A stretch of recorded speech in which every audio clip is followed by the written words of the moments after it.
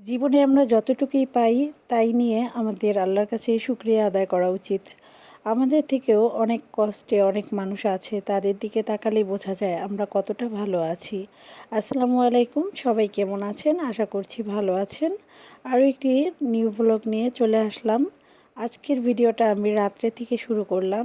তো রাত্রেবেলা তাইফের বাবা কি নিয়ে আসলো তা আপনাদের সাথে একটু শেয়ার করছি। তো এখানে মিষ্টি দই নিয়ে আসছিল। তো এখানে ছোট ছোট 2টা কাপের দই আনছিল। এটা আমার আর তাইফের জন্য। আর বাবা তেমন একটা মিষ্টি খাবার খায় না, সেই জন্য তো আমাদের জন্যই নিয়ে আসলো। আর এখানে আরও নিয়ে আসছিল ফল। তো এখানে আনছিল আঙুর ফল।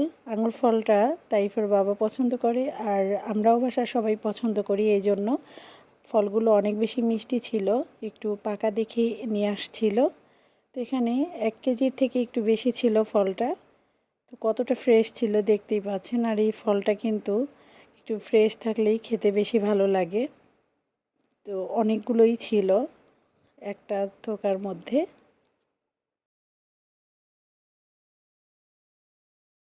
আগের দিনও বাসায় অনেক ধরনের ফল আনছিল। তো সবসময় বাসায় ফল টল এগুলো নিয়ে আসে, আর ফলটা আমার বাচ্চারাও খেতে পছন্দ করে। তো আমি একটা ঝুড়িতে রেখে দিলাম। আরও নিয়ে আসছিল নুডলস। এটা আমার 2 ছেলেই পছন্দ করে নুডলস, তো এই জন্য নুডলস নিয়ে আসছে বড় 1 প্যাকেট। আরও নিয়ে আসছিল 2 ছেলের জন্য চিপস। আর ওদের 2 জনের জন্যই 2টা করে নিয়ে আসতে হয়, তাহলে ওরা অনেক বেশি খুশি হয়। ছোট মানুষ, 2 জনের হাতে 2টা দিলে খুব খুশি হয়ে যায়।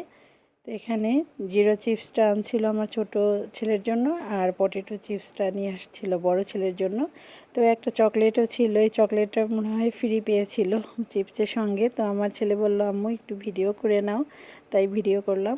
আর এখানে আমি দইটা তাইফকে খাওয়াইয়ে দিচ্ছিলাম।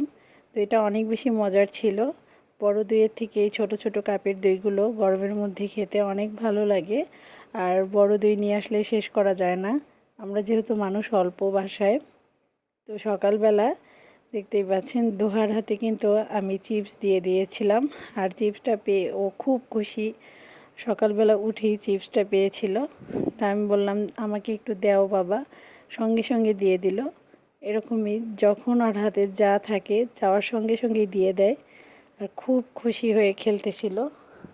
সকালের সব কাজগুলো শেষ করে নাস্তা করে তো আমি ব্যাংকে গিয়েছিলাম। অনেক দিন পরে ব্যাংকে যাওয়া হলো, যেহেতু ঈদের ছুটিতে বন্ধ ছিল। ব্যাংকে যেয়ে কাজ সেরে আসলাম। আর নিয়ে আসছিলাম এখানে বিস্কিট, আরও নিয়ে আসছিলাম রসমালাই। তো এখানে আমি হরলিক্স বিস্কিটটা নিয়ে এসেছিলাম, এটা আমার ছেলেরা পছন্দ করে, তো আমিও চায়ের সঙ্গে খাই মাঝে মধ্যে। তো এখানে আমি হরলিক্স বিস্কিটের প্যাকেটটা কেটে একটা বয়মে রেখে দেব। তো এখন কিন্তু বিস্কিটের দাম অনেক বাড়ছে। আগে এই বিস্কিটটাই নিয়েছিলাম 50 টাকা করে, এখন এইটার দাম হয়েছে 70 টাকা। দিন দিন সব কিছুর দাম অনেক বেশি বেড়ে যাচ্ছে।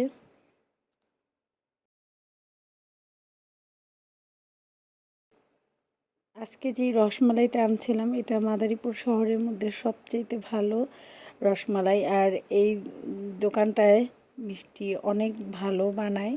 আমরা মাদারীপুরে যারা যারা আছি সবাই এই দোকান থেকেই নেই বেশিরভাগ সময়, মাদারীপুর শহরের মধ্যে যারা আছি।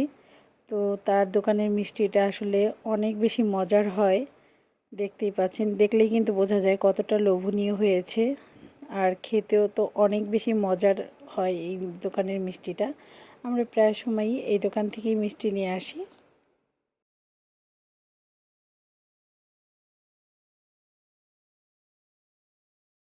এই দোকানের মিষ্টিটা তাইফের বাবা যখন বাইরে যায় তখনও নিয়ে যায়, সবাই পছন্দ করে।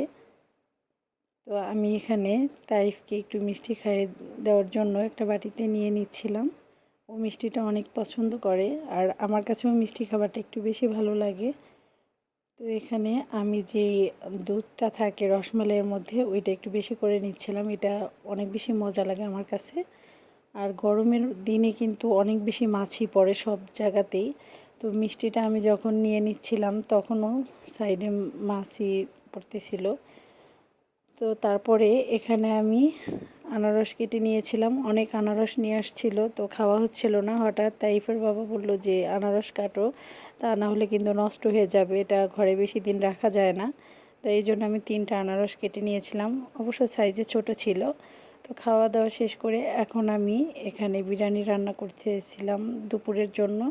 তো একটু লেট হয়ে যাচ্ছিল, এই জন্য তাড়াতাড়ি করে বিরিয়ানিটা রান্না করলাম। আর ভাত আর তরকারি রান্না করতে গেলে আরও বেশি লেট হয়ে যেত। তো এখানে আমি মাংসটা কষিয়ে নিচ্ছিলাম, আর চিনি গুঁড়া পোলাওর চাল দিয়ে আজকে বিরিয়ানিটা রান্না করব।